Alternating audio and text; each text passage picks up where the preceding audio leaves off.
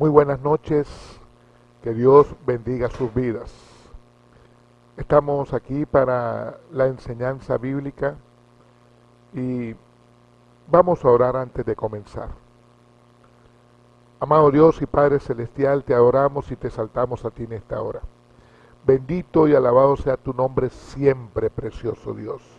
Espíritu Santo, tú nos guías en todo momento a toda verdad. Tú nos enseñas. Señor, te pido que esta palabra que se va a impartir pueda, amado Rey, enseñar a muchos en el nombre de Jesús. Y en ti podamos siempre, Señor, ser restaurados, ser sanos, ser libres en el nombre de Jesús. Amén y amén. Amén. El título de la enseñanza que tengo para ustedes hoy es ¿quién es el siervo de Dios? Y el fundamento bíblico está en Mateo capítulo 20, versículos 26 y 27. Mas entre vosotros no seráse, sino el que quiera hacerse grande entre vosotros será vuestro servidor, y el que quiera ser el primero entre vosotros será vuestro siervo. Que el Señor añada la bendición a su palabra. Quiero hablarles de quién es el siervo de Dios y el servicio que hace. Jesucristo nos deja claro en este pasaje bíblico de Mateo 20 que entre nosotros y el sistema, el mundo, hay diferencias. Cuando digo nosotros, somos los que reflejamos a Cristo porque le hemos aceptado como Salvador, la iglesia de Cristo. Por eso somos sus siervos. ¿Qué es un siervo? Es aquel que enteramente está entregado, sometido, sujeto, subordinado a la voluntad de otra persona. En este caso, nosotros a nuestro Señor Jesucristo, en quien hemos creído. ¿Qué es más importante? ¿El siervo o el servicio que este siervo hace? Los dos son importantes, claro que sí, tanto el siervo como el servicio que hace. Pero nosotros alcanzamos a ser siervos primero por lo que somos, luego por lo que hacemos. La esencia del siervo está en el ser e inevitablemente entonces va a ser, porque ser sin hacer no puede ser. Ahora, hay quien hace sin ser, pero lo va a hacer mal. Porque recuerda siempre, primero por lo que somos, luego por lo que hacemos. El hacer se origina en el ser. O sea, el ser sin hacer no existe, no puede ser. Un siervo es y luego hace. Yo glorifico a mi Señor con mi servicio. Por eso, en mi corazón, en mi esencia, en mi carácter, soy un siervo de nuestro Señor. Y ahí voy aprendiendo, porque nadie nació aprendido. Se va desarrollando en mí el carácter de siervo. Y voy creciendo.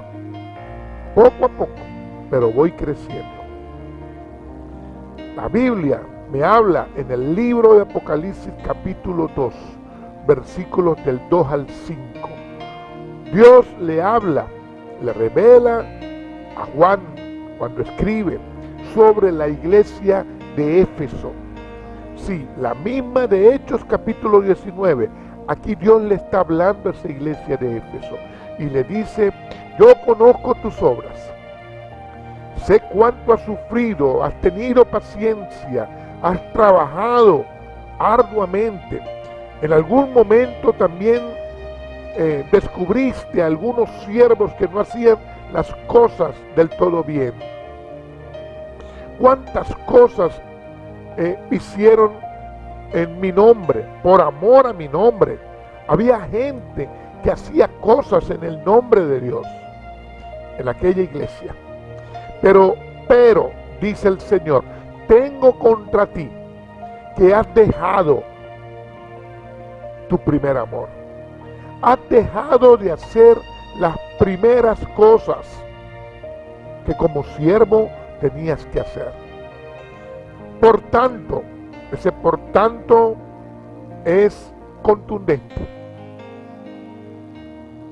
Más te vale, corre, como apresúrate, ve rápido y arrepiéntate.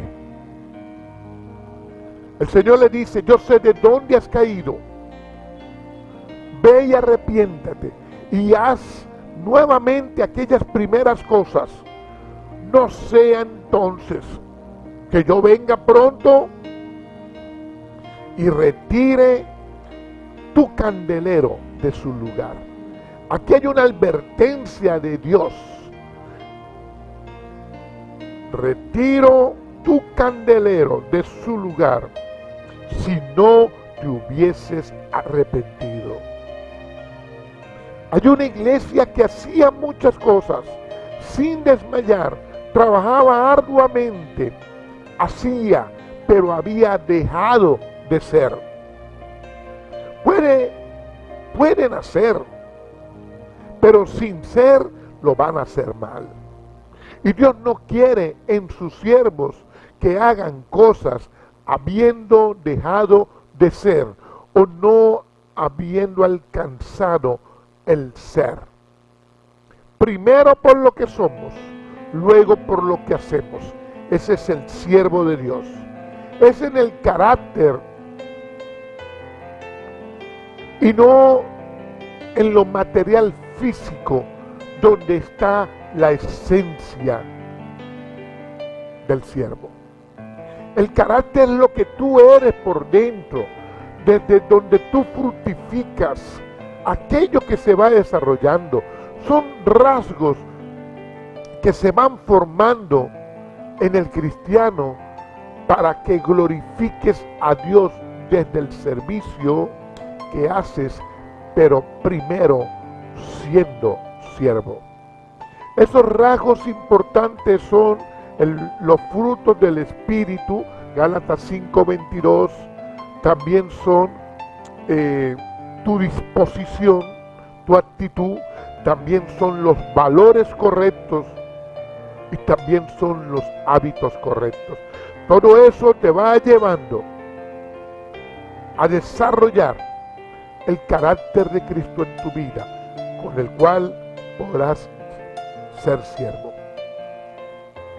Es importante que puedas visualizarlo, que puedas ver primeramente en ti para luego verlo afuera. Que seas siervo. Pero tienes que visualizarlo en ti, porque recuerda que tú eres el reflejo de Cristo, por el que mucha gente conocerá a Cristo, es por el siervo que tú eres y luego por lo que tú haces en tu servicio. Lamentablemente, hoy hay gente que pareciera que no ve, pareciera que no sabe, o que se le olvidó que nosotros como iglesia estamos llamados a mostrar a nuestro Señor, que Jesucristo es el Señor, que es Él quien nos llamó a ser siervos. Parece que esto se les olvidó o no lo entienden.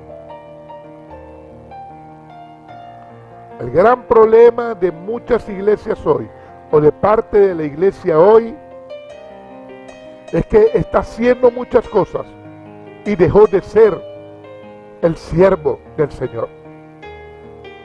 Está siendo, sin ser, el verdadero reflejo de Jesucristo, el primer siervo. Quiero hablarte de 3 rasgos importantes en la vida del siervo de Dios. El primero, la humildad.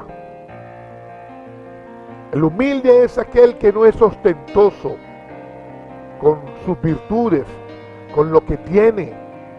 Porque todos tenemos ciertas virtudes. Todos tenemos algo quizás. Pero el humilde es aquel que no es ostentoso con estas cosas. Es aquel que reconoce al Señor en todo lo que es, en todo lo que sabe, en todo lo que hace. Es aquel que está dispuesto a humillarse delante de Dios, en la presencia de Dios. En esencia, ese siervo sirve bien, porque es humilde. O sea, es un rasgo muy importante para quien va a servir. El apóstol Pablo nos muestra en Hechos capítulo 20, versículo 19, de que su forma de servir a Dios era siendo humilde. Pero también dice ahí que tuvo muchas lágrimas y muchas pruebas que le sobrevinieron por las acechanzas de los judíos.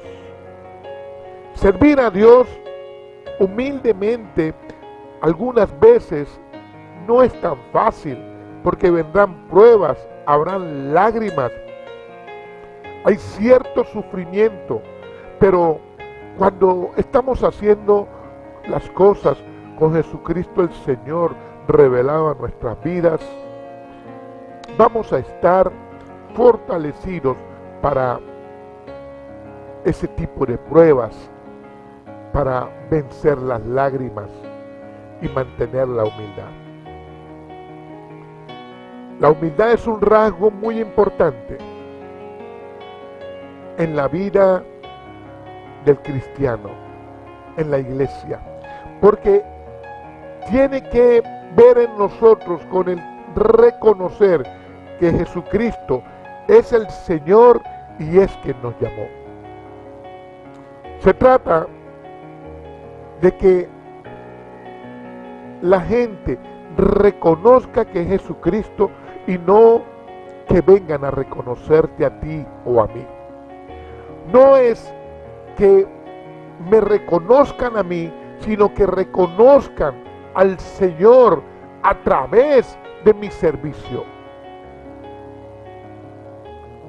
La grandeza, la sabiduría y el poder son de nuestro Señor, no es de nosotros. Dios pone grandeza en sus hijos, Dios pone sabiduría y poder, pero es de Él. Por lo tanto, es importante que tú camines con los pies en la tierra y la mirada en el cielo. Sí, porque muchas personas que Dios, habiéndolos usado, ya no tienen los pies en la tierra, ya quieren caminar por el aire, ya miran a los demás por encima del hombro. Y Dios no quiere eso en nosotros. Dios quiere que nosotros mantengamos la humildad, porque el poder es de Él, la sabiduría es de Él, la grandeza es de nuestro Señor. El apóstol Pablo, el Espíritu Santo se lo revela y le muestra lo que es el ministerio de Jesús resumido en 4 versículos en cuanto al comportamiento de nuestro Señor Jesucristo cuando viene a la tierra.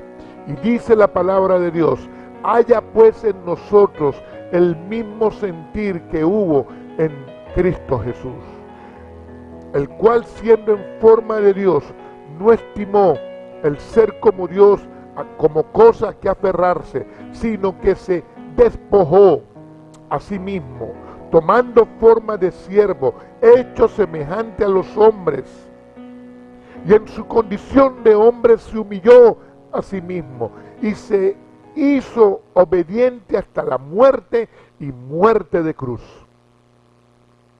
La palabra lo que me está diciendo que Jesús, siendo como Dios, no se agarró de eso, sino que Él se despojó de muchas cosas. Y habiéndose despojado, se hace siervo en su posición de hombre, no de Dios, ni de hijo de Dios, sino de hombre, para atravesar cuánta situación atraviesas tú o he atravesado yo, cuántas cosas nos pueden ocurrir, pero el Señor nos está enseñando que hay que despojarse a veces de cosas que no necesariamente son malas, de cosas que pudieran ser buenas, de mucha comodidad, pero a la hora de servir hay que despojarse de cosas. Y entonces nos hacemos siervos de nuestro Señor. Por eso Él en Mateo 20 dice, el que quiera ser primero será vuestro servidor. Porque es en nuestro Señor que alcanzamos la grandeza de Él, de Dios a nuestra vida, pero no es nuestra. Pero eso viene cuando tú te humillas. Jesús se humilló como hombre. ¿Por qué no hacerlo nosotros? ¿Por qué le cuesta tanto al ser humano humillarse? Y mucho más ante la presencia de Dios. A veces el sistema te ha agarrado y te humilla. Pero ¿por qué le cuesta tanto al ser humano ir a la presencia de Dios y humillarse? La Biblia dice que Dios resiste al soberbio y da gracia al humilde. Primera de Pedro 5:5. Hay muchos pecados que el hombre pudiera cometer, pero no te aferres a la soberbia, porque Dios te dirá a ti, no te acepto. Es una enseñanza poderosa de cómo el Señor se hace obediente hasta la muerte y muerte de cruz. ¿Qué quiere decir la muerte de cruz? La que más duele. Para el ser humano es una muerte dolorosa. Jesús estuvo dispuesto a ir hasta allá, por ti y por mí, y dejarnos una enseñanza. Examinémonos cuánta humildad hay dentro de nosotros. La iglesia es un equipo que tiene que estar dispuesto a servir, sin importar si te ven o no te ven. Dejemos las malcriadeces, que no me saludaron, que no me vieron, que no me tomaron en cuenta. Lo importante es que te vea el Señor, y Él te ve. Dios sí te ve. El siervo humilde no está para figurar. Dios es quien le reconoce. Nosotros, los siervos de Cristo, que debemos tener humildad, trabajamos todos. Nos involucramos en el servicio, sin importar que venga el ojo del hombre a darte una palmadita en el hombro. No, el siervo de Jesucristo trabaja para el Señor. Y gloria a Dios por el que me ve y me escucha en esta hora, que está rendido al Señor y sabe que Él es quien le llamó, que a Él es a quien sirve. Ese siervo es bajo perfil. Quien lo va a promover es nuestro Señor. Aquella promoción que estás esperando, recuérdalo, es nuestro Señor quien te lleva allá, quien te va a ascender. Por eso es bajo perfil. Por eso anda con los pies en la tierra y con la mirada en el cielo. A través de ese siervo humilde, Dios deposita su poder y lo va a usar. Pero atención, honra y gloria a nuestro Señor, no a los hombres, no a nosotros. El segundo rasgo importante que te voy a hablar es la obediencia. La obediencia es la acción de acatar lo que otra persona te manda en su voluntad. Lo que dice una norma, lo que ordena una ley, lo que alguien te manda. Bíblicamente también es guardar y poner por obra.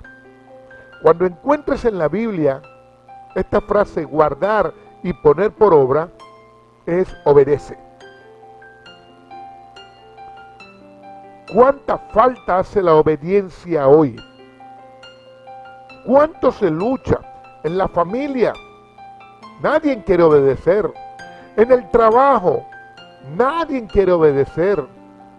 En la iglesia, hay problemas por falta de obediencia. Pero en nosotros mismos es una lucha. Se lucha porque lo contrario a la obediencia es la desobediencia. Y la desobediencia viene a la persona en un principio negativo que se llama rebeldía. Es una raíz terrible que se instala en la persona y va creciendo la rebeldía hasta llevarle a una desobediencia total. Hay uno que manda, recuérdalo siempre, nuestro Dios en su palabra. Él es mi jefe. A Él le obedezco, en Él me sujeto por su palabra, a Él le reconozco por su palabra. La vida de iglesia y esta vida, tú debes ser una persona que está en sujeción por la palabra de Dios. ¿De dónde proviene la obediencia? Dios te dio a ti, a mí, nos dio dos modelos en su diseño poderoso para bendecirte. Uno es la iglesia, otro es la familia. Sí, desde ahí tú eres bendecido. Pero tanto en la familia como en la iglesia hay una sujeción a lo que Dios manda en su palabra. Y ahí está la obediencia en un rasgo muy importante del siervo. Efesios capítulo 3, versículos 14 y 15, dice la palabra de Dios que por esta causa doblo mis rodillas ante el Padre de nuestro Señor Jesucristo, de quien toma nombre toda familia en el cielo como en la tierra. Quiere decir que familia viene de Cristo. Y en ese modelo de familia hay roles, los cuales yo me debo sujetar. Porque en ese modelo que Dios nos da a nosotros, está todo escrito en la palabra. Ahora, familia e iglesia tienen cierta afinidad y también conexión y también principios de obediencia. Efesios 5:23 nos dice que el hombre es la cabeza de la mujer, el marido es la cabeza de la mujer, como Cristo es la cabeza de la iglesia, la cual es su cuerpo y Él es su Salvador. Cristo es la cabeza en la iglesia, la cual se sujeta a Él, y Cristo es la cabeza del hombre, quien es la cabeza de la mujer, la cual se sujeta. Cuando una mujer se sujeta a su esposo y su esposo a Cristo, es como cuando la iglesia se sujeta a Cristo, porque la iglesia es el cuerpo, pero también es la novia y será la esposa en las bodas del Cordero. Ahora, esa obediencia es en la palabra, la sujeción es en la palabra. La mujer al hombre, el hombre a Cristo, los hijos a los padres y en la iglesia a Cristo.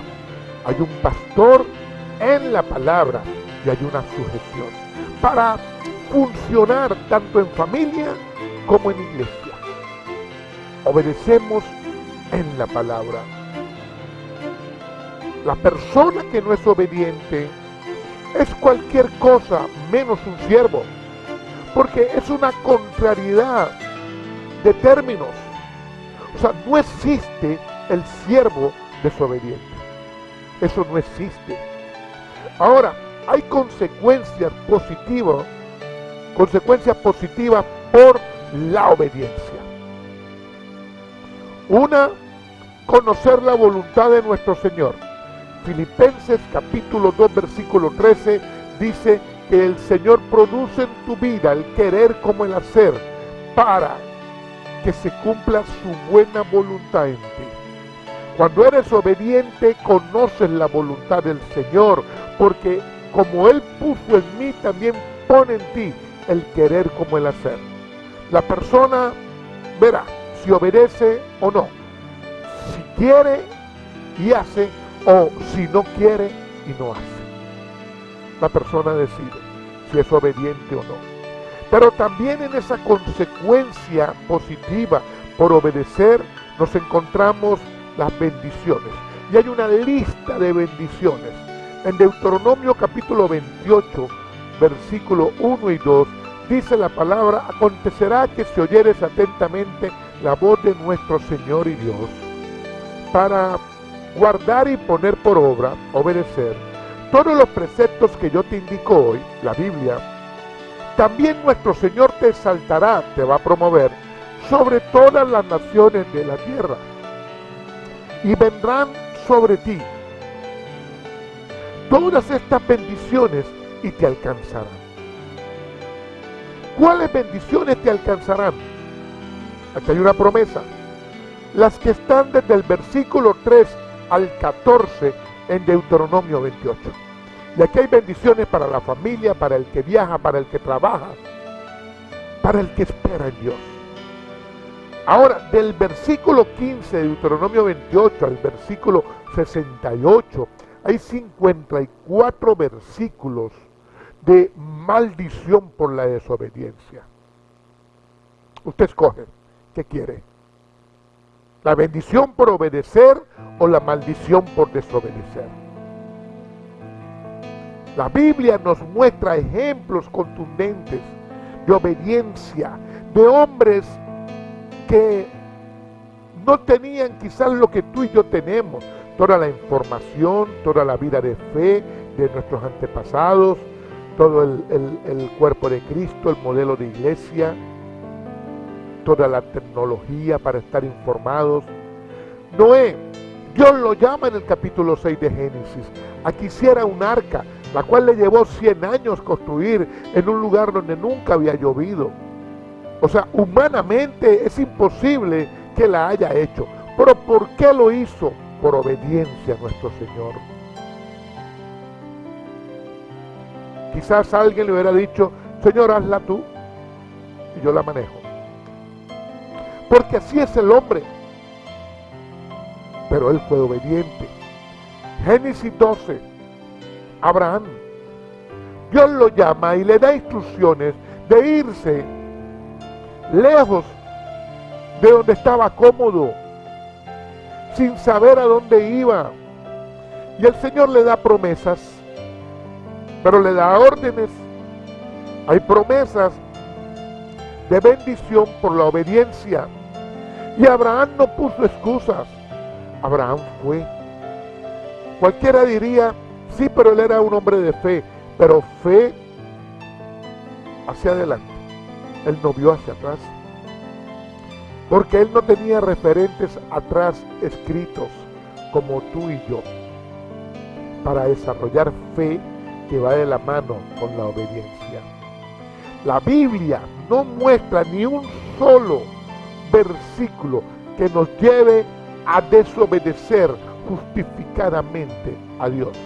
Porque hay quien pone muchas excusas para no congregarse, para no buscar de Dios, para no orar, para no leer la palabra, para no asistir a discipulado, para no predicar de Cristo, para no vivir como un siervo fiel. ¿Cuántas excusas? Pero la Biblia no te justifica en ninguna de esas excusas. Otro ejemplo de obediencia en la palabra de Dios es Gedeón. Jueces capítulo 6 y 7. Un muchacho, y Dios le iba hablando y él iba haciendo. Y Dios hablándole y él, agarrado de Dios, empezó a hacer todas las cosas. Pero cuando Dios le dice, voy a reducirte el ejército de 32,000 y quedan 300, era una cosa loca. ¿Cómo obedecer esto que humanamente no iba a dar resultados?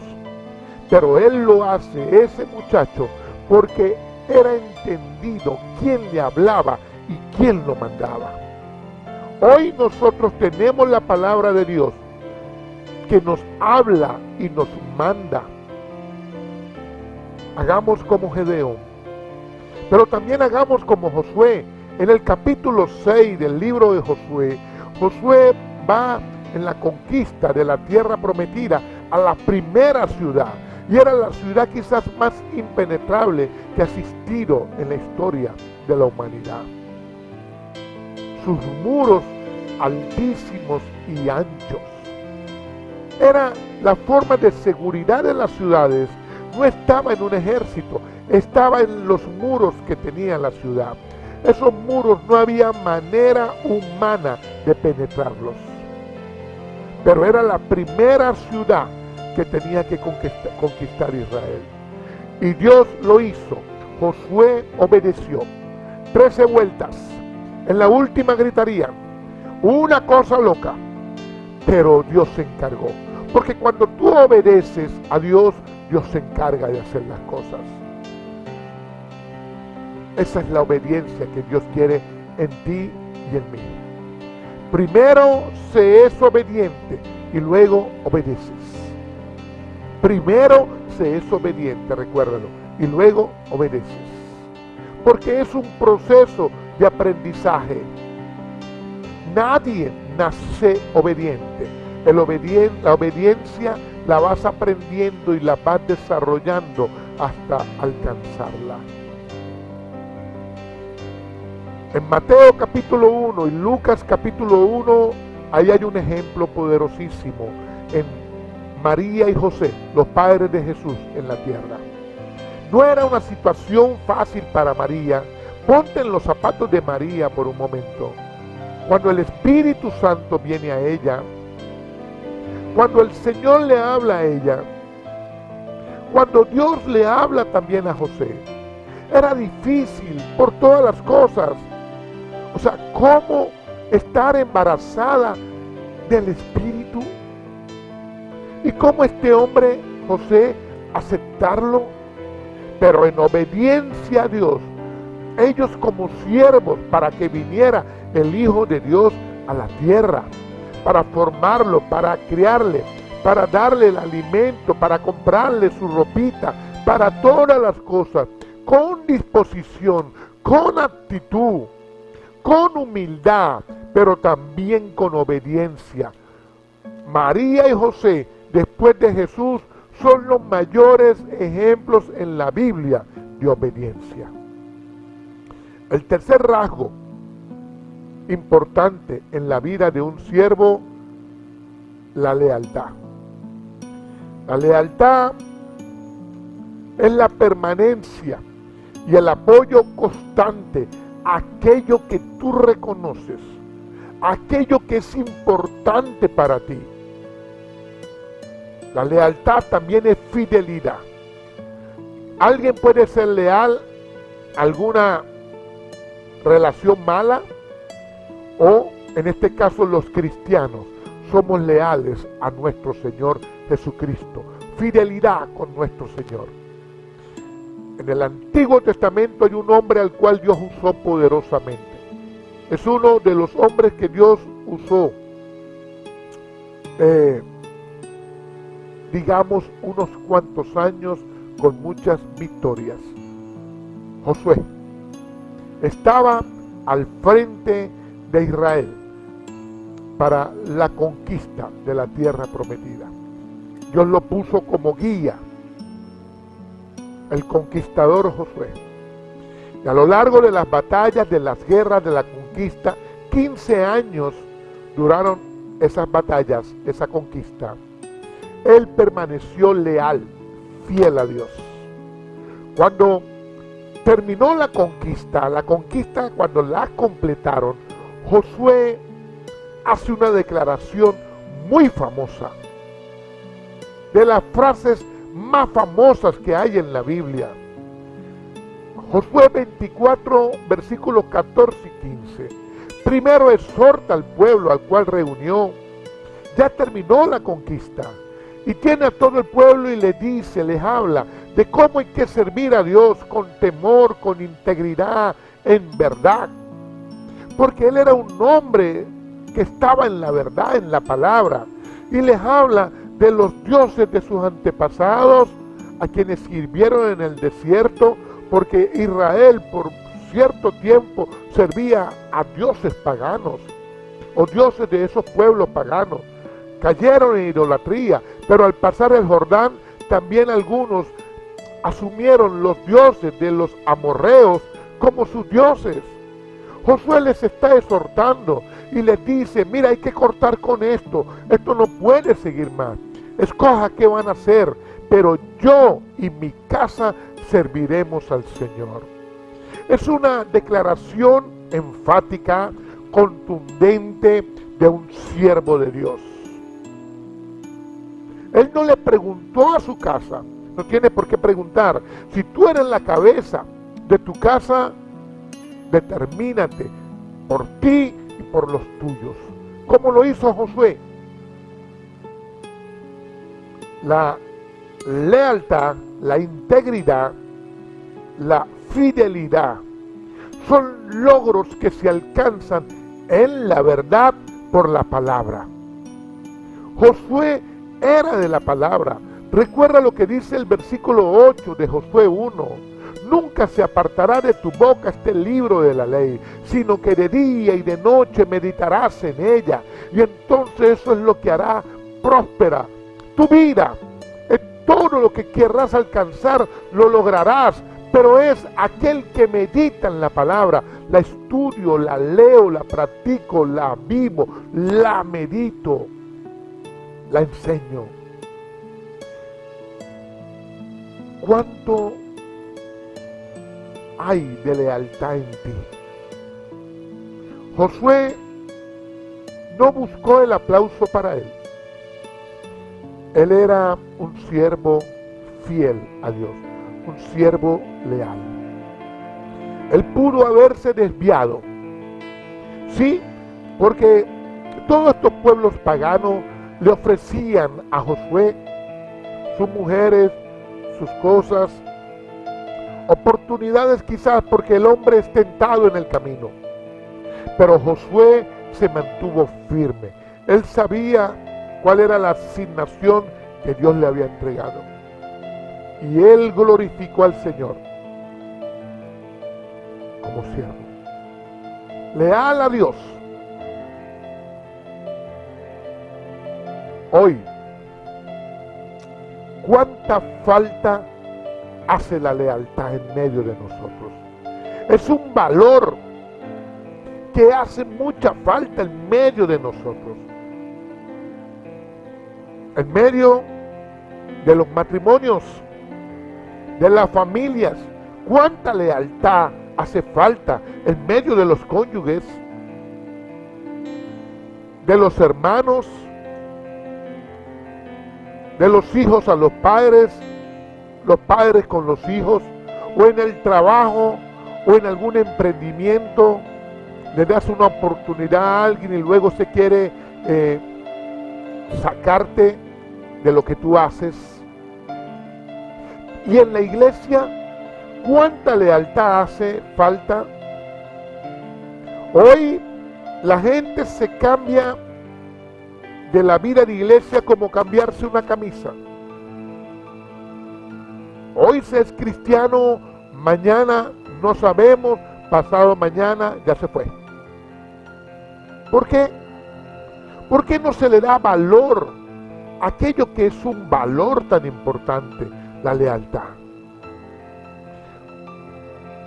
El Señor nos puso en un cuerpo, su cuerpo. ¿Qué tan importante es para ti la lealtad y la fidelidad? La permanencia. Daniel, en el capítulo 6, en una trampa de unos cuantos funcionarios, levantan un edicto y el rey lo firma. Todo aquel que adore, que ore a alguien que no sea el rey, irá al foso de los leones. Y Daniel abrió las ventanas de su habitación, que lo vieran orar. No sé qué pasaría hoy si hubiese un edicto así. Daniel no arrugó, leal a su Dios en quien él creía, fiel a Dios. Esteban es otro ejemplo. En Hechos capítulos 6 y 7, Esteban era nuevito, escogido como diácono, pero un hombre de la palabra, y empezó a predicar y a desarrollar el evangelio de Jesucristo. Y entonces fue llevado ante los del concilio y fue atacado, fue calumniado, pero luego apedreado hasta la muerte. Esteban no arrugó, firme, no negó a Cristo. Eso es fidelidad, eso es permanencia, eso es lealtad. José, el hijo de Jacob, es otro ejemplo claro. Fue odiado, fue traicionado, fue vendido como esclavo, fue acusado, fue condenado, fue olvidado. Pero él permaneció leal a su Dios. Cuando tú aprendes a permanecer leal, fiel a Dios, hay recompensa. Y puedes verlo en la vida de José, el hombre que manejó todo el plan de gobierno del imperio más poderoso del mundo. Hasta Faraón, que era el rey,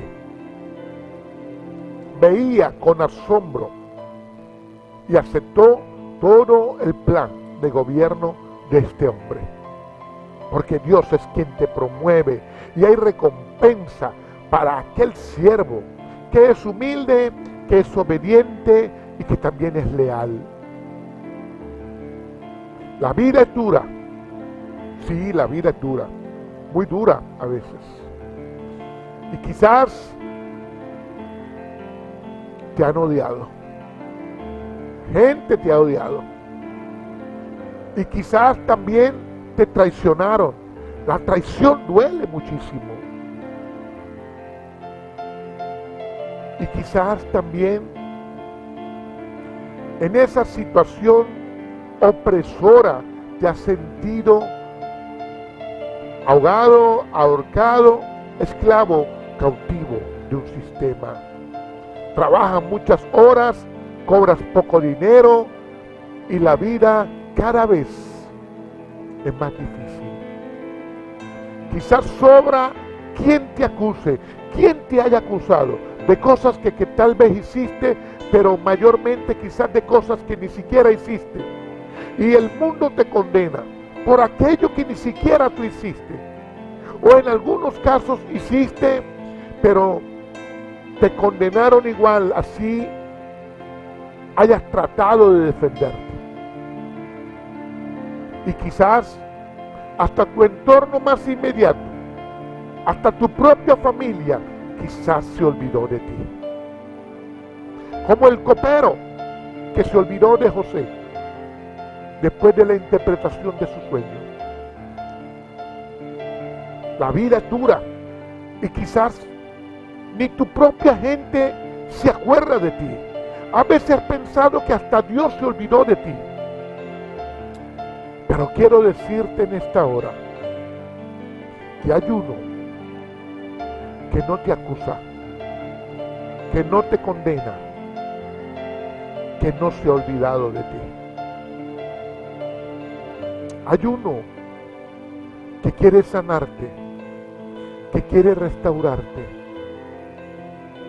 que quiere secar tus lágrimas, quiere limpiar tus ojos.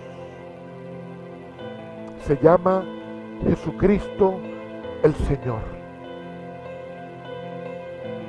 Y está en esta transmisión por ti. Y ha puesto esta palabra en mi boca para ti. Te está esperando. ¿Te atreves a conocerle? ¿Te decides a aceptarle? ¿Te rendirías a servirle? ¿Quieres aprender a amarle? ¿Determinarte por seguirle? Jesucristo el Señor. Si decides por Él, tu vida será diferente. Claro que tu vida será diferente. Quizás fallaste en esta vida. Sí, puede que hayas fallado, pero todos hemos fallado. Todos hemos fallado. Pero, ¿qué tal si tú acudes a lo que Dios quiere para ti? Con humildad le reconoces. En obediencia te comprometes. Y en lealtad permaneces con Él. Entonces tu vida va a cambiar. Son pasos en fe que tienes que dar. Uno y luego el otro y el otro. El Señor está contigo y te va a ayudar. El Espíritu Santo te va a guiar. Solo reconócele, solo comprométete, solo permanece en Él. El Señor está buscando siervos humildes, obedientes y leales. Hijos discípulos que entiendan que Jesucristo es el Señor y que es quien nos llama. No te resistas, ríndete ante Él. Hay un versículo en la Biblia que tiene una promesa poderosísima para ti. Isaías 57:15 dice la palabra de Dios: porque así dice el alto y el sublime, el eterno, cuyo nombre es el santo. Yo habito en las alturas y en la santidad, y con el quebrantado y humilde de espíritu, para hacer vivir el espíritu de los humildes y el corazón de los quebrantados vivificar. Lo que la palabra de Dios me está diciendo es que nuestro Señor y Dios, que es alto y sublime, que mora en la eternidad y que es el eterno, que está en las alturas y en la santidad, cuyo nombre es el santo, vean toda esta majestuosidad y toda su grandeza. Cuando tú te rindes ante Él, eres humilde y te quebrantas delante de Él, nuestro Dios, que no habría un lugar físico donde entre tanta grandeza. Cuando tú te quebrantas y eres humilde, cabe en tu corazón. No habría un lugar en el universo que pueda nuestro Señor estar por lo grande que es. Pero en tu corazón, con solo quebrantarte y ser un siervo humilde delante del Señor, quebrantado delante del Señor, ahí habita nuestro Dios. ¿Quieres esa promesa? Solo ríndete ante el Señor y quebrántate delante de Él y dile: aquí estoy, Señor. Haz conmigo lo que quieras hacer. Aquí está mi vida, aquí está mi familia. Dile como Josué: Señor, voy a trabajar, voy a determinarme por mí, por mi gente. Yo y mi casa te vamos a servir. Oramos. Amado Dios y Padre Celestial, yo te adoro y te exalto en esta hora. Yo glorifico tu nombre por sobre todas las cosas. Jesucristo, reconozco tu señorío en mi vida, en mi familia, Señor, en la iglesia, precioso Dios. Señor, en las personas a las que le hablamos de tu dominio y de tu señorío, precioso Jesús, porque el que te acepte sabemos que le va a ir bien. Declaramos la bendición de Dios en cada familia, Señor, que está en sintonía, precioso Dios, que abre su corazón a ti, mi Dios, que acepta, precioso Rey, tu gobierno en su vida. Señor, declaramos sanidad, libertad de Cristo, restauración, bendición de Dios, protección de Dios en cada familia, en cada persona, Señor, que abre su corazón. En el nombre de Jesús. Amén, amén y amén.